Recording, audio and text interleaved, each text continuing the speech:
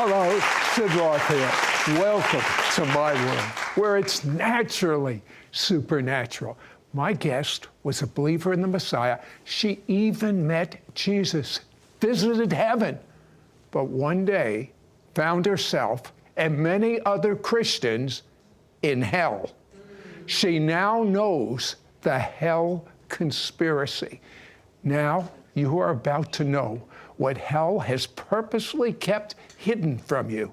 It's hell's best kept secret, and I'm going to blast it now.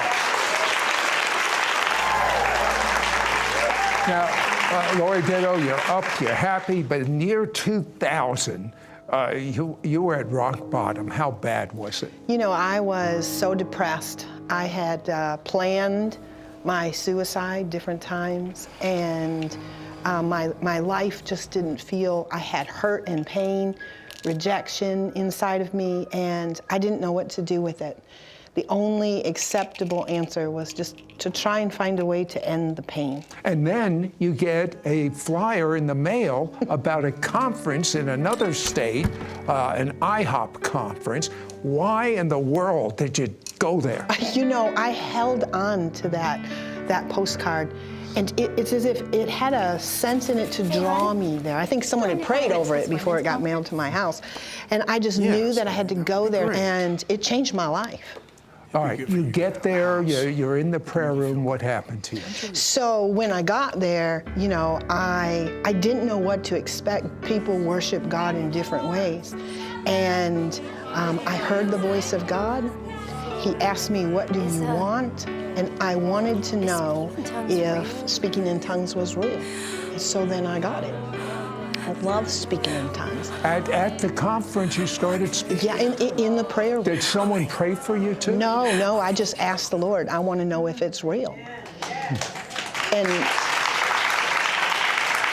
But not only did you speak in tongues, you got something more. Yes, what happened next? When I came back to the prayer room just in a few hours, because I'd left and came back, I wanted to ask God for something else. You know, I had a list of 3 things I was going to ask him for. I wanted a log cabin on Lake Superior, I wanted a 4-wheel drive truck, and I wanted world peace. And I figured if I used up one of my wishes already, I'd give up world peace because somebody else should ask for that. And in an instant, Sid, in an instant, Jesus came and got me and took me to heaven, and it was the best. I protest. I mean, I've never been to heaven, and all these guests go to heaven. Yeah, so you went. I did. In an instant, I knew that the man Jesus Christ was alive. He was standing there. He was made out of light. And he wanted me to see him for who he really is. And he turned the volume up so fantastically. I mean, it was like a dimmer switch that just was so bright. It was as if it was stronger than you were looking in the sun, and I had to close my eyes. And Jesus turned the volume and himself down so that we could behold him. And I believe now that we can only behold him to the degree that we love and obey him. You know, you saw Jesus dancing with someone. Tell me that story. Yes. So the Lord had me look inside him. He wanted me to give him something, and I was concerned about giving him the pain. I didn't know how, and so I kept telling him no. People say you can't say no to Jesus, but we say no to Jesus all the time. And he's so patient. He turned into, there's no way to explain it. It was as if I was watching a movie inside of him.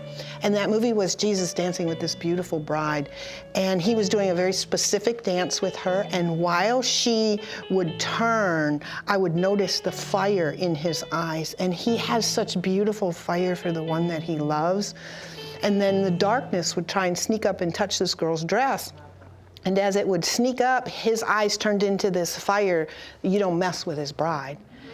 And as she turned and danced, I ached inside. I've never been loved like that. I knew that if I could have that one thing, my life would be complete. If somebody would love me like that, not just somebody, but this God who is fantastic. And when I looked at her feet, I realized those were my ankles. I have very pretty ankles. You were envious of him dancing, loving her, and that was you. It was me. It was me.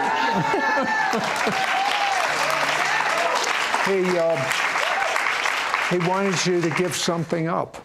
Yeah, he kept asking me for something, and eventually he asked me, and I realized I can trust this man. And so when I gave the pain to Jesus, he put his forehead to my forehead. I asked him, is there anything I can do for you? He said, go tell others about me. And what happened when I came out of the vision was I was set free. I used to smoke 3.5 packs of cigarettes a day. I did not need the medication that I was on, the depression medication I was on anymore. And he actually changed who I am. I didn't used to be like this. I'm supercharged now.